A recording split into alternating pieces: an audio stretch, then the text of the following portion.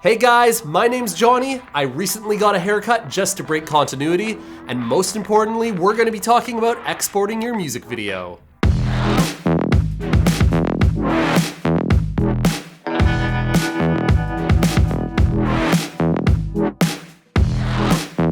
So, you just finished editing your music video. Great, but what are the best settings to export it at, and what kind of file should you send to your client? On today's final episode of the Filmora music video series, we'll go right into that. But before we export this, we should take a look to make sure that everything looks right. This includes making sure the audio isn't overloading,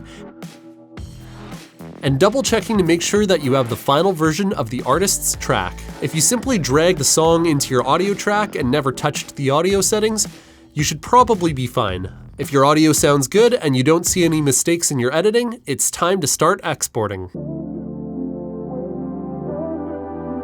Typically for music videos, I make two different versions of the final export.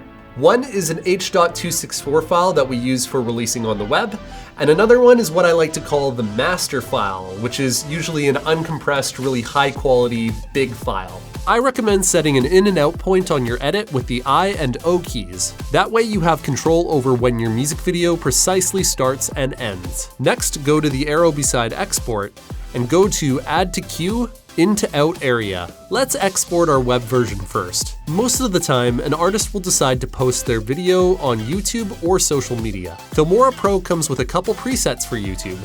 Let's go to the Presets tab. Since our music video is close to 4K in quality, we're going to right-click YouTube 2160p UHD and click Edit Preset. You might not need to do this step, but since our music video is widescreen and has unique dimensions, we'll click the Use Source box next to Dimensions to make sure that our video exports with the same resolution as our project. I'll rename this new preset YouTube for Tokyo and click Save a Copy. Now when we go back to the Queue tab, we'll see that we can select this new preset for our export. We'll name this file blau_Tokyo_edit3, which is our current edit number, _web. I typically don't put final in the file names of my exports since there's always a chance another revision might need to be done. Let's export this file. Once the video finishes exporting, I highly recommend you take one last look at it to make sure there's no other problems with the edit. It might suck finding an issue and having to go back and export again, but it's better than sending your client a file that isn't actually finished. Assuming we're happy with how the edit looks, let's go on to export the master file. So, like before, we're going to export the into out area of our edit, and this time we'll choose a high quality codec like Apple PRORES 422 HQ. By the way, if you're editing on Windows, you'll want to make sure that you have QuickTime installed so that you can view this sort of file. I'm going to call this file blau_Tokyo_edit3_master. The reason why you should export a high quality file is so that if the music video ever needs to be edited into any promotional videos or your future demo reel, you'll have full quality footage to work with. Whether or not you send the master file to the artist is up to you and the artist, but definitely hold on to your own copy just in case. Finally, there's delivery. This is when you bundle all your files together in a zip file or maybe an online directory like Dropbox or Google Drive, and then you send your client the download link.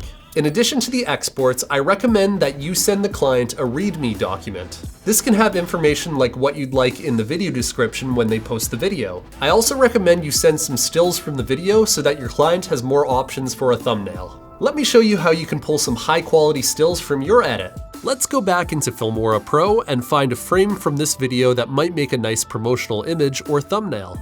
I really like our title shot, so I'm going to click the three dots in the bottom right of the viewer panel and select Export Frame. You'll get a high quality PNG file, which you can save wherever you want.